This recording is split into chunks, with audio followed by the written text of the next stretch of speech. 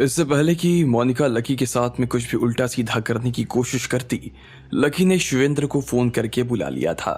वो नहीं चाहता था कि उन दोनों की लड़ाई के बीच में शालिनी की जान चली जाए। शिवेंद्र ने कम से कम 80 लोगों को थाने में गिरफ्तार कर रखा था और वो हर एक का बयान लिए चला जा रहा था। आखिरकार में जब वो लकी के पास आया तो परेशान नजर आ रहा था। लकी ने उसकी जिंदगी में तूफान लाकर खड़ा कर दिया था और शिवेंद्र को समझ नहीं आ रहा था कि वो उससे कैसे निपटने वाला था। और एक बड़ी दिक्कत हो गई है लकी भाई। आपने मुझे फोन करके बुलाया और उसके बाद मैं वहां पहुंचा। अगर आपने मुझे फोन नहीं किया होता और मैंने इन्हें खुद ही पकड़ा होता तो सबके बीच में आपका नाम नहीं आता। लेकिन अब दिक्कत यह है कि मैंने इन्हें पकड़ लिया है तो छोड़ भी नहीं सकता हूं। इन्हें अंदर तो रखना पड़ेगा। लकी जब उसकी चिंता भरी बातें सुन रहा था तो उल्टा उसे हंसी आ रही थी। लकी को ऐसा लग रहा था जैसे शिवेंद्र सच में बहुत दिलचस्प इंसान था। अचानक से उसे शिवेंद्र को देखकर शबाना की याद आ गई, जो उसे ऐसे मौकों पर अक्सर छोड़ दिया करती थी। कमाल की बात यह थी कि इतना वक्त हो गया था लेकिन शबाना और लकी की कोई बात ही नहीं हुई थी। वो यही सोच रहा था कि आखिर वो कहाँ चली गई थी। इस बीच वो 2 बार पुलिस स्टेशन आ चुका था लेकिन शबाना तो उसे कहीं नजर ही नहीं आ रही थी। लेकिन इतने में फिर से शिवेंद्र ने लकी का ध्यान अपनी तरफ खींचते हुए कहा, लकी भाई सच में बड़ी दिक्कत खड़ी हो गई है। अब तक तो भैया को इस बारे में पता चल गया होगा। रात भर से थाने का फोन बजा जा रहा है, थमने का नाम ही नहीं ले रहा। इन सबके घर वाले जो यहाँ इंडिया में भी नहीं है ना, वो सब भी फोन लगाकर दबाव बनाने की कोशिश किए जा रहे हैं। मेरे साथ वालों को भी दिक्कत हो रही है। बहुत से लोग भैया के पास भी चले गए थे, वो सब उससे मदद मांग रहे हैं लेकिन वो इतनी आसानी से किसी की मदद नहीं करने वाला है। ऐसे में हो सकता है कि उसकी भी लड़ाई हो जाए। ये हाड़ा परिवार, शुक्ला परिवार और बलवंत, ये सब लोहे के चने हैं। इन्हें इतनी आसानी से चबाया नहीं जा सकता, शिवेंद्र ने कहा और लकी की तरफ देखने लगा। उसके हर एक शब्द के साथ उसकी चिंता का स्तर भी बढ़ता चला जा रहा था।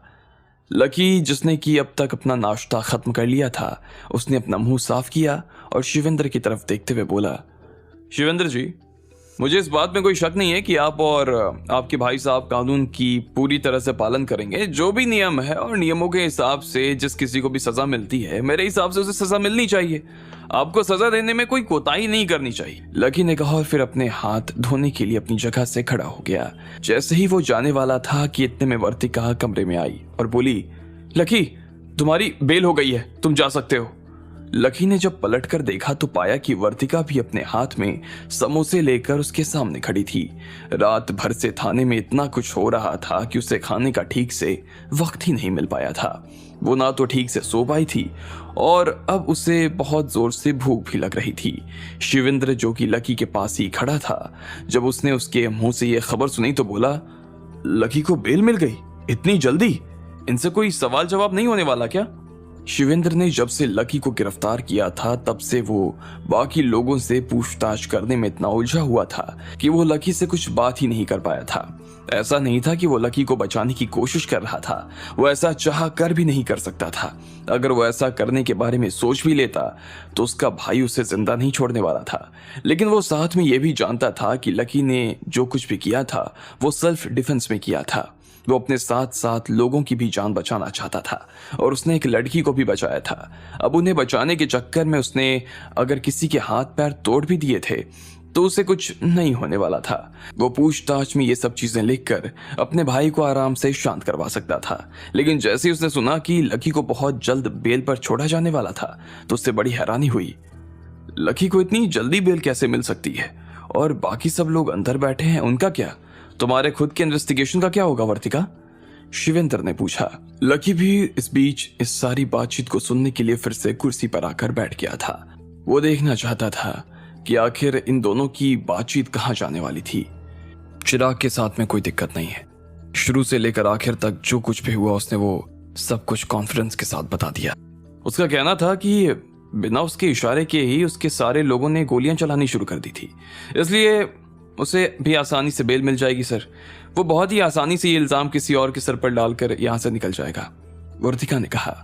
लकी ने भी उसकी बात सुनकर हाँ में अपना सिर हिला दिया। सच में चिराग बहुत बड़ा हरामी आदमी था। और उसका बाप तो उससे भी बड़ा हरामी था। लेकिन लकी इस वक्त चाह कर भी उसके साथ में कुछ नहीं कर सकता था। अगर ऐसा नहीं होता तो वो भी अभी तक चिराग को ठिकाने लगा चुका होता। सर, इसके अलावा वो त्रिभुवन और उसके साथ के जो लोग थे उन्हें भी ज्यादा मार नहीं पड़ी है। उनका बस यही कहना है कि आप हमारे सर को बचा लो, उसके बदले में आप जो कहोगे हम वो मानने को राजी हैं। मैंने कहा कि जब तक उसका इलाज नहीं हो जाता और तुम लोगों के बयान नहीं हो जाते तब तक तुम खुद इस बात को लिख कर दो कि तुम्हें बेल नहीं दी जाए। इन सब चीजों के लिए भी वो लोग मान गए हैं। वर्तिका ने कहा और बॉटल में रखा पानी पी लिया। लकी मन ही मन ये सोच रहा था कि अब उस आदमी का इलाज हो पाना मुश्किल ही नहीं नामुमकिन था। अगर वो खुद आगे से उसका इलाज करने के लिए नहीं जाता तो उसका इलाज नहीं हो सकता था। वैसे सर, मुझे ये समझ नहीं आ रहा कि ये जो कुछ हुआ है आखिर हुआ किसकी वजह से है। कुछ ऐसा बताना जो हमारे स्टाफ वाले नहीं बता रहे हैं। इस आदमी की वजह से अगर कुछ हुआ है तो साफ साफ बोलना, छुपाना मत। वर्तिका ने लकी की तरफ घूर कर देखते हुए कहा। उसके हिसाब से लकी से गजब बीता हुआ कोई आदमी ही नहीं था। लकी ने भी उसके सामने से अपनी नजर फेर ली और कुछ नहीं कहा। पहले शिवेंद्र ने लकी की तरफ देखा और फिर वर्तिका की तरफ देखकर बोला, इसके बारे में हम बाद में बात करेंगे, पहले तुम मुझे मोनिका के साथ क्या हुआ वो बताओ। अच्छा हाँ, उसको तो मैं भूल ही गई थी। तो मोनिका के साथ में जितने भी लोग थे उनमें से चोट लगे हुए लोगों को ट्रीटमेंट के लिए हॉस्पिटल भेज दिया गया है। मोनिका को भी थोड़ी बहुत चोट आई थी तो उसे भी इलाज के लिए भेज दिया गया था। लेकिन सर, वो त्रिभुवन को नहीं बचाया जा सकता है। उसकी हालत जरूरत से ज्यादा खराब है और वो किसी भी टाइम मर सकता है। रही बात आपकी मिस्टर लकी की, तो आप तो महान हैं। लोगों की जान बचाने में तो आपने पीएचडी कर ली है। आपने एक बड़ी लड़ाई होने को बचाया है, इसलिए आपको बेल पर फिलहाल के लिए छोड़ा जा रहा है। लेकिन आप ये मत सोच लेना कि आपको आजाद किया जा रहा है। सिर्फ बेल मिली है, केस वापस नहीं लिया गया है। जब कभी पुलिस स्टेशन से इंक्वायरी के लिए फोन आए तो आपको आना पड़ेगा और हमारा सहयोग भी करना पड़ेगा। इस बेल के लिए आपको 5 लाख रुपए देने होंगे। हैं आपके पास? वर्तिका ने पहले लकी के कपड़ों को देखा और फिर उसकी आंखों में देखते हुए बोली। वो उसे बहुत ही हीन भावना से देख रही थी। वैसे आपकी इन्वेस्टिगेशन काफी अच्छी हुई है।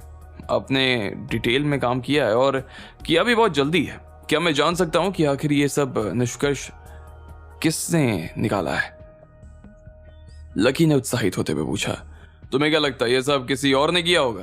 तुम्हें क्या मैं यहां दिखाई नहीं देती हूं? वर्तिका ने अपनी नाक साफ करते हुए कहा। वो खुद भी लकी के मुंह से अपनी तारीफ करवाना चाहती थी, लेकिन लकी ने नाम में सिर हिलाया और कहा, नहीं नहीं, ये तुम्हारे काम करने का तरीका तो नहीं हो सकता। ये तो इतना स्मूथ है, तुम कभी इतना स्मूथ काम नहीं कर सकती हो। तुम इसके जैसा कुछ कर सकती हो लेकिन ये तो बिल्कुल भी नहीं कर सकती हो। क्या मतलब है तुम्हारा? मैं ये नहीं कर सकती हूँ? तुम ऐसा भी कैसे कह सकती हो लकी? वर्तिका ने कहा। देखो, जो मैं कह रहा हूँ सच कह रहा हूँ। कभी कभी पुलिस वालों को भी इन्वेस्टिगेशन में सच बोल देना चाहिए। चलो अब बताओ कि ये सब किसने किया है? लकी ने फिर से बड़े प्यार से पूछा। वर्तिका ने कुछ देर के लिए इधर उधर देखा और फिर कहा, सच ये है कि यहाँ पर एक लेडी पुलिस ऑफिसर है। वैसे तो वो ट्रैफिक पुलिस का काम देखती है, लेकिन कल जब हमें उसकी जरूरत पड़ी तो हमने उसको भी अपने साथ काम पर लगा लिया। हमें पता नहीं था वो हमसे तेज इतनी तेज निकलेगी। वो बहुत सारे मामलों में तो शिवेंद्र सर से भी आगे निकली। Lady police officer? मैं उस लेडी पुलिस ऑफिसर से मिलना चाहता हूँ, लकी ने कहा। यह सुनते ही जैसे अचानक से उसे कुछ याद आ गया। ठीक है, मैं कह दूंगी कि एक कैदी आपसे मिलना चाहता है। अगर वो इंटरेस्टेड होगी तो तुमसे मिल लेगी, वर्तिका ने कहा और सीधा उस लेडी पुलिस ऑफिसर को बुलाने के लिए चली गई। लकी भाई, मुझे नहीं लगता कि आपको इस ऑफिसर से मिलना चाहिए। ये बहुत ही कड़क मिजाज की है और किसी को भी छोड़ती नहीं है। मुझे डर है कि कहीं आप इससे मिले तो कुछ उल्टा सीधा ना हो जाए, शिवेंद्र ने फिर से अपनी चिंता जाहिर करते हुए कहा। लेकिन उसे पता नहीं था कि लकी के सामने जब बड़े से बड़े गुंडे टिक नहीं पाते तो फिर एक लेडी पुलिस ऑफिसर की क्या बिसात थी।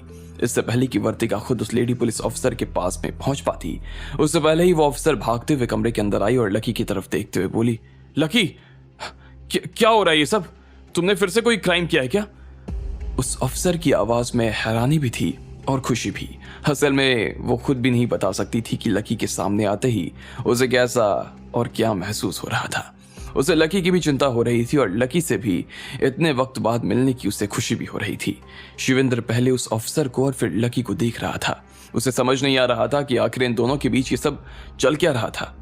अरे शबाना, मेरा छोड़ो, तुम अपना बताओ। तुम तो बड़ी वर्सेटाइल निकली यार। पहले तो तुम पुलिस टीम में थी और अब ट्रैफिक पुलिस में कैसे चली गई? कहीं तुम्हें डिमोट तो नहीं किया गया? हाँ, लकी ने मुस्कुराते हुए पूछा। शबाना के पास इस बात का कोई जवाब ही नहीं था। वो शिवेंद्र के सामने इस बारे में बात करने से शर्मा रही थी। उसे अच्छा नहीं लग रहा था, लेकिन फिर भी वो इस तरह की लड़की नहीं थी जो अपनी कमियों पर सबके सामने खुलकर बात न कर सके।